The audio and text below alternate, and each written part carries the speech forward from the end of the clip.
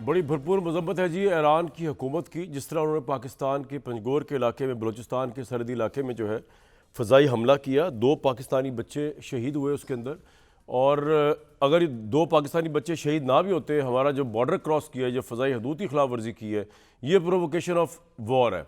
और मुझे उम्मीद है कि पाकिस्तान की फोर्सेस जो हैं वो उसका जवाब देंगी। उसका उन्होंने टाइमिंग भी रखी होगी, क्योंकि अभी तो गवर्नमेंट ने जो काम किया है कि ईरान से अपना सफ़ीर वापस बुला लिया है, तयशुदा दौरे मुअत्तल कर लिए, ये इसका जवाब नहीं है।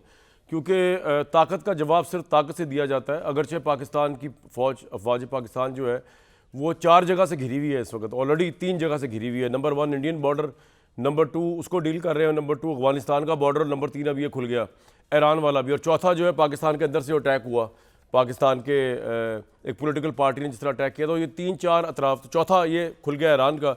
लेकिन फिर भी पाकिस्तान की आर्म फोर्सेस को जवाब देना पड़ेगा, देना चाहिए, और मुझे उम्मीद है वो देंगे भी, और बड़ा बेफिटेड जवाब होगा। उसमें ईरान और इंडिया में कोई तमीज़ नहीं होनी चाहिए। जिस तरह के इंडिया ने अटैक किया तो हमने बड़ा भरपूर जवाब दिया, इस तरह ईरान अगर हिंदुस्तान की जगह लेने को तैयार है पाकिस्तान के लिए दुश्मनी की तनाजुर के अंदर, तो पाकिस्तान को उसको भी इंडिया या दुश्मनों की तरह ही डील करना चाहिए। क्योंकि आप देखें दुनिया में जितनी भी पावर्स हैं, ख्वाह वो अमेरिका है, हम ये तो नहीं कह रहे कि अमेरिका है, लेकिन जिसकी जितनी जितनी कैपेसिटी होती है, उनके एक शहरी को भी उठा लिया जाए। अब ये देखा आपने रेमंड डेविस का जो मामला हुआ था, किस तरह पूरा अमेरिका आया और आके उठा के ले गया उसको।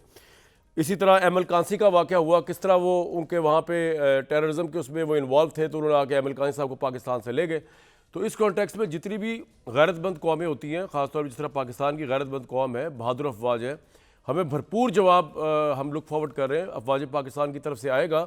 अगरचे निगरान हुकूमत तो होम्योपैथिक ही होती है, वो तो उनके हाथ में चालोगे तो कुछ नहीं होता, लेकिन अफवाज पाकिस्तान जो है वो क्रेडिबल और अपनी जगह एक डिसिप्लिन इदारा है। और जिस तरह पहले रिस्पॉन्सेज दिए हैं अफवाज पाकिस्तान ने, ईरान को भी उस तरह मुंह तोड़ भरपूर जवाब दिया जाना चाहिए, चाहे टाइमिंग जो भी हो उसकी। ये तो ये बात थी। दूसरी तरफ जनाब इलेक्शन का दौर दौरा है। अब तो इमरान खान साहब नज़र नहीं आ रहे इलेक्शन की दौड़ के अंदर। आज शहबाज शरीफ साहब की प्रेस टॉक में सुन रहा था, 80% जो सवाल उनसे किए गए, सारे हमारे भाई हैं मेरा ख्याल सहाफ़ी बैठे हुए थे, लेकिन इतने PR सवाल या तो, और वो एडिट करके आई थिंक रिकॉर्ड करके शहबाज शरीफ साहब का वो चलाया गया था जो सारा खिताब था, और उसके बाद जो सारे इंटरव्यूज़ थे। हमारी जो दोस्त हैं उज़मा बुखारी साहब, वही वहाँ बैठी भी थी, लेकिन इतने PR सवाल थे कि वो एक सवाल होता है ना कि आप एक सवाल पूछते हैं, उसकी एक हैसियत होती है, क्रेडिबिलिटी होती है। वो तारीफ़ शुरू कर रहे थे सहाफ़ी पहले कि आपके साथ ये हो गया, ज़्यादती आपके साथ ये हो गई, आपने इतना अच्छा किया था, उसके बाद अब आप और भी अच्छा करेंगे। इस तरह के 80% सवाल आते, 20% अच्छे सवाल भी पूछे गए। तो मैदान साफ़ है, बल्ला है नहीं, इमरान खान जेल में, फिर भी शहबाज शरीफ साहब को इस तरह की managed press conference, allegedly manage press conference की ज़रूरत क्यों पेश आई, ये समझ नहीं आया। नवाज शरीफ साहब आएंगे तो मंशूर देंगे, शहबाज साहब बता रहे दिन रह कितने गए इलेक्शन में, वो कब देंगे, वो कब मैदान में उतरेंगे। अब तो मैदान में है ही सिर्फ शेर ही शेर है पंजाब में, और तो है ही कोई नहीं। आज नून लीग की सियासत में बात करने की कोशिश करें, क्योंकि इमरान खान का पता तो हो गया साफ। और इसमें मैं कल सुन रहा था शहबाज शरीफ साहब एक जगह इंटरव्यू दे रहे थे, कह रहे थे कि मेरे दिल की ख्वाहिश थी कि बल्ला जो है वो वापस आ लिया था, बल्ले से मुकाबला करते हैं। It was a joke of the century, क्योंकि आपको पता था कि आप बल्ले का मुकाबला नहीं कर सकते। इमरान खान ने सच्चा झूठा जो बयानिया बना दिया था साइफर का, और जो उसने नफरत डाली फौज के खिलाफ, उसकी बुनियाद पर जो उसने पॉपुलैरिटी ली, वो तो ले गया ना फिर। और आपकी जो PDM की 16 माह की नकम्मी और नाअहल तरीन गवर्नमेंट थी, उसने मजीद जो है वो इमरान खान को पॉपुलैरिटी दी, मजीद पॉपुलैरिटी दी, क्योंकि आप कुछ नहीं कर सके। और अब भी मैं हैरान हूँ आप क्या करेंगे, क्योंकि टीम तो आपकी वही है, इसहाक डार साहब भी वही हैं, शहबाज शरीफ साहब भी वही हैं। चलो पीपल्स पार्टी वाले नहीं होंगे, वो जो खारजा अमूर की वजारत संभाले बैठे हुए थे, प्लानिंग के वजीर भी वही हैं। एक वजीर दाखिला बड़े गजब के थे, नून लीग के, मानना पड़ेगा, राना सनाउल्लाह। बाकी कौन ऐसा बंदा था जिसने ये 16-17 महीनों के अंदर जो है वो कमाल कर दिया। तो जो अगर इलेक्शन जीत के जब ये आने लगे तो ये कमाल कर देंगे। इसमें बात करते हैं, हमारे साथ मौजूद हैं उज़मा बुखारी साहिबा, मज़हर अब्बास साहब, इजहारुल हक साहब। सबसे पहले अगर मज़हर अब्बास साहब से मैं जान लूँ, उसके बाद उज़मा साहिबा तो एक ही पॉलिटिशियन है पैनल में, मैं चाहूँगा कि वो दोनों एनालिस्ट की बात सुन के, जर्नलिस्टों की, हमारी सीनियर सहाफ़ियों की, फिर जवाब दें। मज़हर साहब, इस वक्त नवाज शरीफ बाहर नहीं निकल रहे, मंशूर भी अभी तक उन्होंने नहीं दिया, वो जब आएंगे तब आएंगे। मरियम साहिबा लीड कर रही हैं, शहबाज शरीफ साहब प्रेस कॉन्फ्रेंस कर रहे हैं, जिसका तासुर यही था कि बड़ी निपी तुली मैनेज प्रेस कॉन्फ्रेंस थी। वजह क्या है? अब क्या खौफ है? सर्दी है कि कोई और खौफ है? बाहर ही निकल रहे, उस तरह गहमा गहमी नहीं होती। उससे अच्छी तो बिलावल भुट्टो कंपेन कर रहे हैं। शुक्रिया कामरान। सबसे पहले तो पाकिस्तान को बिल्कुल ईरान वाला जो वाक़या है उसको बहुत संजीदगी से लेना चाहिए। हमारे इर्द गिर्द जो बादल मंडला रहे हैं, हमारी इंटरनल सिक्योरिटी के इश्यूज़ हैं, हमारी एक्सटर्नल सिक्योरिटी के इश्यूज़ हैं, जनरली ग्लोबल सिचुएशन जो है वो बहुत अलार्मिंग है।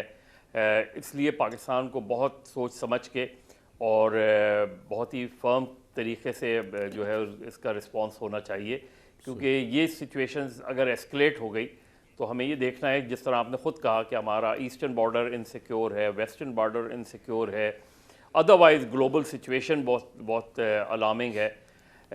तो जो आपने शुरू में बात की थी उसका जवाब तो मेरे नुक्ते नज़र से यही है, we have to be very careful.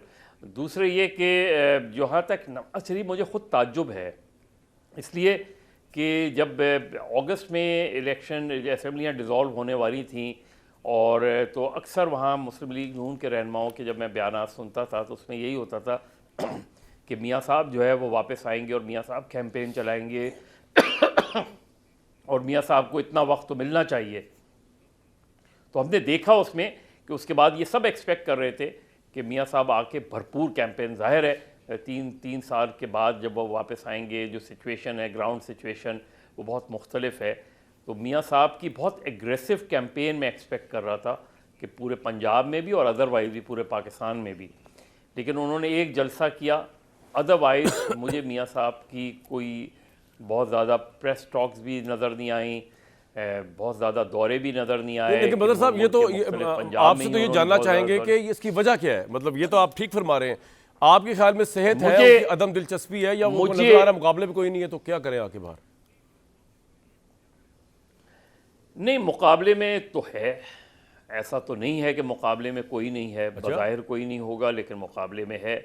अब क्या ग्राउंड सिचुएशन मियाँ साहब is not happy with in the party कि उन्होंने बहुत ज़्यादा ग्राउंड, जो जिस वक्त वो गए थे यहाँ से तो मुस्लिम लीग नून के पास बहुत स्ट्रॉन्ग पोजीशन में थी मुस्लिम लीग नून, और पीटीआई काफ़ी डाउन थी उस ज़माने में।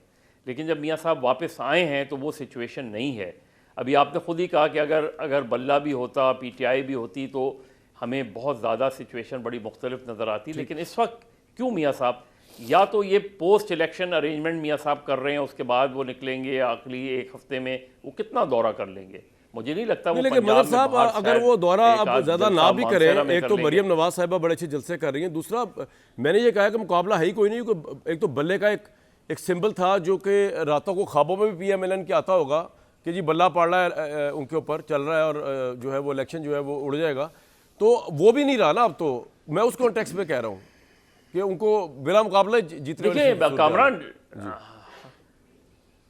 कामरान वही तो सिचुएशन है, एक अनप्रेडिक्टेबल सी सिचुएशन है। वैसे तो जाहिर है अगर पीटीआई के फ़र्ज़ करें मियाँ साहब के मुकाबले में कौन आज़ाद उम्मीदवार है, यास्मीन राशिद, मानसेरा की पोजीशन तो उनकी मुझे N122 अब डॉक्टर यास्मीन राशिद के लिए जो उनकी कॉन्स्टिट्यूंसी में उनके वोटर के लिए, डॉक्टर यास्मीन राशिद अजनबी तो नहीं होंगी, उनके पास कोई भी इंतखाबी निशान हो, क्योंकि ये अर्बन वोटर है। अर्बन वोटर के लिए ये मसला नहीं होगा कि तो आप कह रहे हैं कि पीटीआई अभी भी टफ मुकाबला दे सकती है नून लीग को पंजाब में, आप ये कह रहे हैं सर? कुछ सीटों पे जहां नॉन कैंडिडेट्स हैं